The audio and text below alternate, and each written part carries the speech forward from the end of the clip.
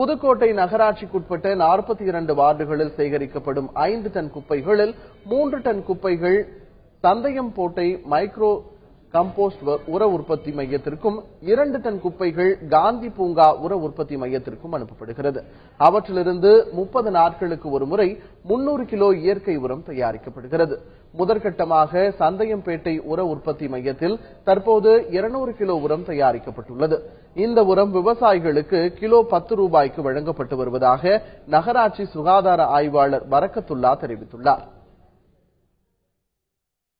இந்த மண்புழு உரத்தை பார்த்தீங்கன்னா இப்போ அனைத்து வேளாண்மையிலும் ஃபெர்டிலைசர் யூஸ் பண்ணி மழை தனிமையாக இருக்குது. அதுக்கு பதிலாக இதை யூஸ் பண்ணலாம். அது இல்லாமல் இந்த வெர்மி இதில் வர வேஸ்ட் வெர்மி வாஷ்னு சொல்லி அதை எடுத்து அதுவும் ரோஜா செடி அந்த மாதிரி செடிக்கு யூஸ் பண்ணுறதுக்கு இப்போ எடுத்து வச்சிருக்கோம். இந்த உரங்கள் உருவாகிறதுக்கு 15 நாள் ஆகுது. இது அனைத்து நம்ம புதுக்கோட்டை மாவட்டத்தில் அனைத்து விவசாயிகளுக்கும் அறிவுறுத்தப்பட்டிருக்கு.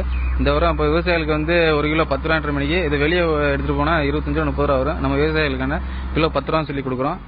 காய்கறி மார்க்கெட்டு, உழவர் சந்தை, மெயின் இந்த மக்கும் குப்பைகளை கொண்டுகிட்டு வர்றோம். அதே மாதிரி காய்கறி கழிவுகளை கொண்டுகிட்டு 30 நாளைக்கு இந்த கொண்டுட்டு வர்ற குப்பைகளை மக்க போட்டுட்டு அதுக்கப்புறம் நம்ம மக்கின குப்பைகளை எடுத்து இந்த தொட்டிக்குள்ள போட்டு அதுக்கு மேலே மாட்டு சாணத்தை போட்டு திருப்பி அந்த மக்கும் குப்பைகளை அது மேலே போட்டு 30 நாள் ரெடி ஆனதுக்கப்புறம் அதில் மண்புழுவை விட்டுருக்கோம். மண்புழுவை விட்டு இப்போ 30 நாள் கழிச்சதுக்கப்புறம் உரங்களை அள்ளி திருப்பி ஏறத்தாழ 4 பெட்லையும் ஒரு 200 கிலோ 200லேருந்து 300 கிலோ அளவுக்கு இப்போ எடுத்துருக்கிறோம் முதன்னு.